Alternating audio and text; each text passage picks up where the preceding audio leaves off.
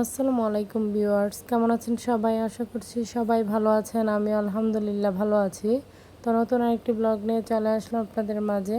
তো দীর্ঘদিন মেয়ে ঈদের ছুটি কাটিয়েছে, তো আজ সে প্রথম যাবে। ছুটি কাটানোর পর আর কি প্রথম দিন তার স্কুল যাওয়া। তো তার বাবাই হচ্ছে সকালে ঘুম থেকে মেয়েকে জাগিয়ে হচ্ছে রেডি করে দিল। তো এখন বলছিল যে বাবার হাতে সে ব্যাগ পরবে, তাই তাকে তার বাবা আর কি ব্যাগটা পরিয়ে দিয়েছে। তো এরপর আমি মেয়েকে নিয়ে রওনা দিয়ে দিয়েছি স্কুলের উদ্দেশ্যে। যাই হোক, তো প্রথম দিনটা যেহেতু বাচ্চারা এত ছিল না, তো ক্লাসের সব বাচ্চারা আসেনি। তো যাই হোক, তারপরও যেহেতু স্কুলে গিয়েছে তার খুব ভালো একটা সময় কেটেছে। আর বাচ্চারা তো স্কুলে গেলে অনেকের সাথেই দেখা হয়, সেই জন্য তাদের একটু ভালো সময় কাটে। তো এদিকে আমি আবার এসে হচ্ছে মেয়ের জন্য এখানে নুডলসটা সিদ্ধ করে নিয়েছি। তো ওকে খাইয়ে দিয়ে আর কি এরপর আমি অন্যান্য কাজগুলো শুরু করেছি। তো প্রথমে আর কি কাপড়গুলো নিয়ে চলে এসেছি। তো আজ তেমন গাছ থেকে পাতা ঝরেনি, তো অন্যান্য দিনের তুলনায়। তো এখন হয়তো বা পাতা ঝরাটা একটু কমেছে আগের থেকে।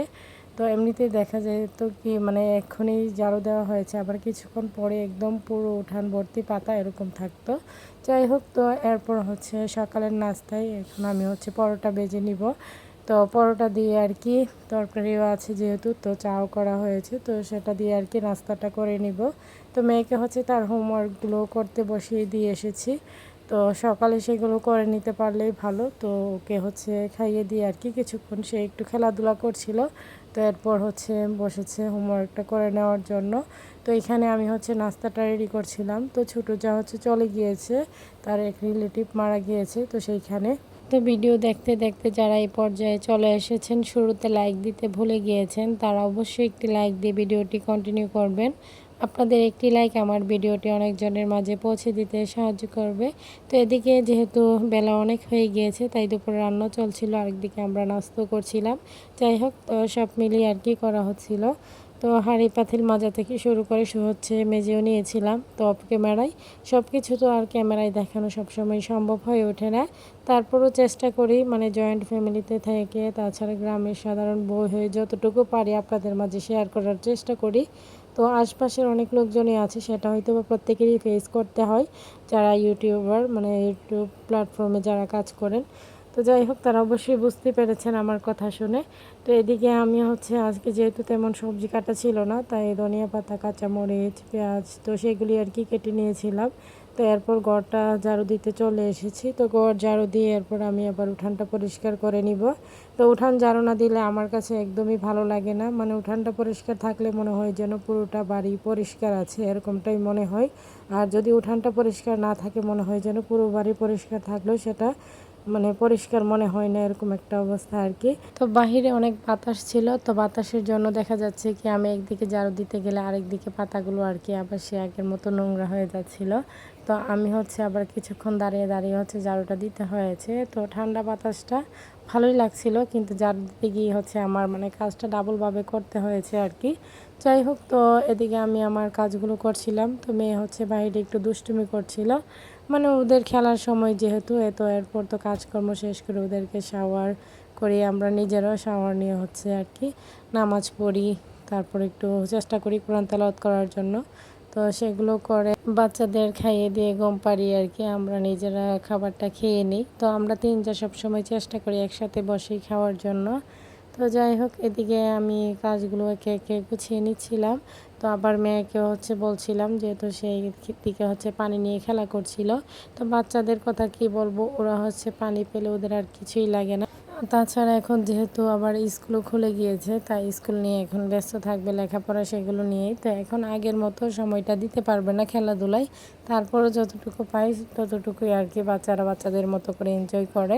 তো এদিকে দুপুরে রান্নায় আজকে হচ্ছে চিংড়ি ভর্তা করা হয়েছে। তো চিংড়ি ভর্তা করে সেই ভর্তা আর কি করে মানে শিলপাটায় বাটা ভাতও করা হয়েছে, মানে এটা হয়তো বা বাঙালিদের অনেকেরই পছন্দের, তো আমার তো খুবই পছন্দের। যাই হোক, তো আমরা দুই যে মিলে খুব মজা করেই খেয়েছিলাম। তো এই শিলপাটাই ভাটা ভাতটা সাথে হচ্ছে মাছের ডিম ভাজা, মাছ ভুনা, ছানার ডাল, মুরগি দিয়ে রান্না করা হয়েছে। তো এই ছিল আর কি আজকের দুপুরের খাবারের আয়োজন। তো এগুলো দিয়ে হচ্ছে আমরা সবাই মিলে দুপুরের খাবারটা খেয়ে নিয়েছিলাম।